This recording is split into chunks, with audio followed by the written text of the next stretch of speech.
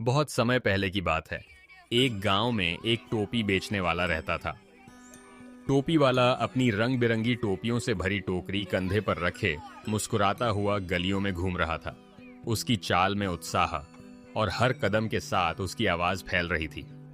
टोपी ले लो, सुंदर सुंदर टोपियां ले लो। बच्चे, बूढ़े और औरतें उसकी आवाज पर मुस्कुराकर झांकते। लेकिन आज गर्मी कुछ ज्यादा ही थी। एक दिन टोपी वाला टोपियां बेचते बेचते एक जंगल से गुजर रहा था। थकान के मारे वह पसीना पसीना हो गया था। थककर अपने माथे से पसीना पोंछता हुआ वह आगे बढ़ रहा था। उसकी चाल धीमी पड़ गई थी। उसने सोचा कि उसने थोड़ा आराम कर लेना चाहिए। तभी उसे एक बड़ा पेड़ दिखा। एक विशाल नीम के पेड़ की घनी छांव देखकर वह वहीं अपनी टोकरी नीचे रखता है और सुकून से लेट जाता है। बगल में उसकी टोकरी रखी थी जिसमें अभी भी ढेर सारी रंगीन टोपियां थीं। उसी पेड़ पर बैठे बंदर टोपी वाले की सारी चीजें देख रहे थे। जैसे ही टोपी वाला गहरी नींद में डूब गया, बंदरों का समूह फुर्ती से नीचे उतरता। वे टोकरी से एक एक कर टोपियां निकालने लगे और अपनी अपनी सिर पर पहनने लगे।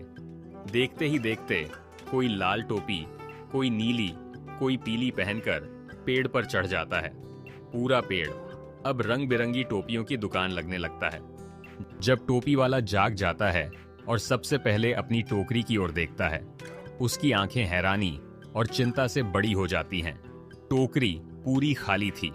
जब उसकी ऊपर नजर जाती है तो पेड़ पर बैठे बंदर उसकी टोपियां पहनकर उसका मजाक उड़ा रहे थे। टोपी वाला गुस्से से चिल्लाता है, टोपियां वापस करो, ये मेरी मेहनत की कमाई है, तुम्हें क्या मजाक सूझी है। जैसे ही टोपी वाला चिल्लाता है, बंदर भी उसकी नकल में चिल्लाते हैं, बंदर वापस करो, वापस करो। वे टहनियों पर उछलते कूदते रहते हैं। टोपी वाला समझ नहीं पाता कि क्या करे। उसका चेहरा चिंता और झुंझलाहट से भर जाता है। वह वहां पड़े पत्थर उठाता है और बंदरों पर मारता है।